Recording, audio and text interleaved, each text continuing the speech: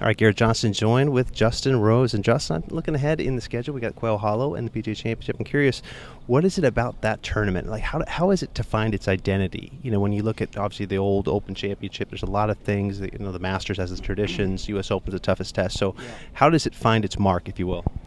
Yeah, I think obviously the date change in the recent history has been interesting. Obviously going from the last major of the year to fitting in May now, so it doesn't have that kind of like Glory's last shot tagline that it used to have. So listen, a major is a major, man. I think we all get there. We all know what's on the line. It doesn't need to have any sort of gimmicks or taglines to associate itself with it. I think it needs to go to world-class venues, which is what it does. I think it goes to Quail Hollow, for example. It's a golf course we all know well. I think we all associate it as a great championship golf course.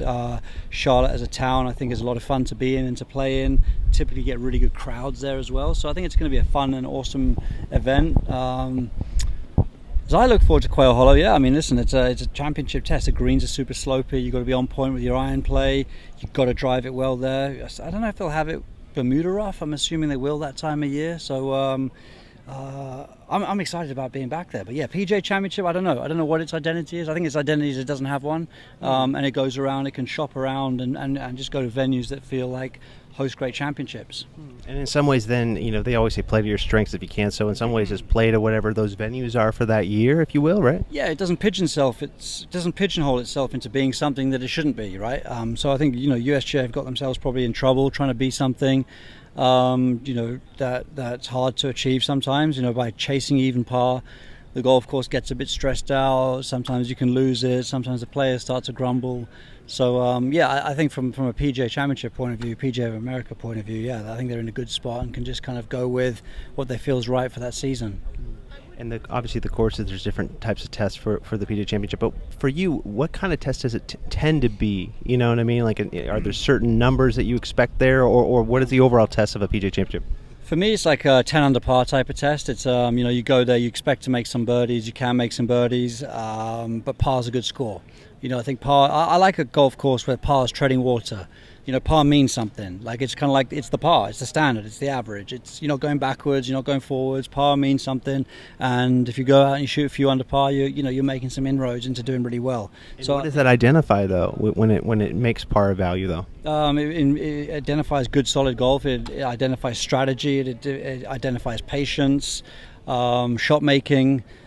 Grinding, as well as being able to find your birdies as and when. So I think for me, like, that's where I've had success on tour. I've won a lot of tournaments where it's not necessarily brutally difficult, but it's difficult, and I think that there's a premium on iron play and keeping the ball in play. Some good old-fashioned rules, not the bomb and gouge type of mentality where you're just launching driver, find it, wedge it on. I think that when you're playing 10 under par type of golf, there's a bit more to it than that.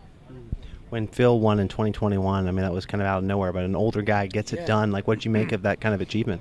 For sure. I mean, it's obviously inspirational. The Open Championship, we saw Watson nearly do it at 59, but the Open's a little bit different. The ball's running on the ground a lot more. The PGA Championship, you've got to be able to flight the ball. You've got to be able to hit some cool shots. You've got to still have a little bit of power, which Phil did when he won. So it's good motivation for me to stay fit, young, healthy, strong, do all the right things. But yeah, I had a chance at the PGA Championship last year. I felt like I was in the mix with a few holes to go there. Needed to probably birdie my last 4 holes to really have a shot, but I ended up finishing 4th or something. But I was, or maybe 6th in the end, but I was right there. I kind of had a bad finish, but last couple of holes. But I felt the heat. It was really awesome, and it was on a golf course that didn't necessarily suit me. But Valhalla was one of those venues where you still had to play great golf. And I remember early on that first and second hole, you missed a couple putts there, but you were so much intensity. I think what I gather is that you knew what it meant to get off to a good start. You know what I mean? Like, what I'm saying is you could see how much you cared about it, right?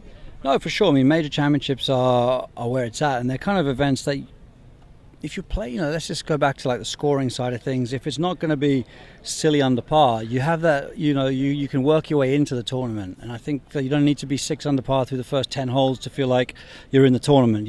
Tiger won so many championships by starting kind of slow in a way, and then letting guys fall away around him as well. He got stronger as the weeks went on, and a lot of guys who kind of come out the gates quick as well kind of begin to fall away a bit. So there's many ways to win a tournament, but especially in major championship golf, you've got to have that patience.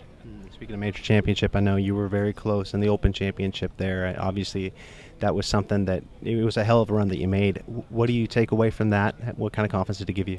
Huge, actually. I think what I learned at the Open Championship is that I can still do it. I've still got that ability to kind of show up when it matters most, and that then in turn kind of gives me the motivation to know that the hard work is worth it. I think if you're seeing no reward and you don't really know if you can win, the hard work becomes very difficult to do. But so I'm very motivated this year. I'm working hard because I still believe the dream's out there. And then lastly, there's so much in the leadership of TGL. I can see that you're just putting your arms around the guys. You're really getting fired up for it. We got the Ryder Cup coming up. How much are you looking forward to Bethpage and is that atmosphere? Yeah, listen, that's a big goal of mine. Obviously, on the outside looking in from a qualification point of view, but as I was in Rome, so I'm just going to try to take care of my game, trying to make sure that my game's in a good spot. I'd love to contribute for the team there, 100%.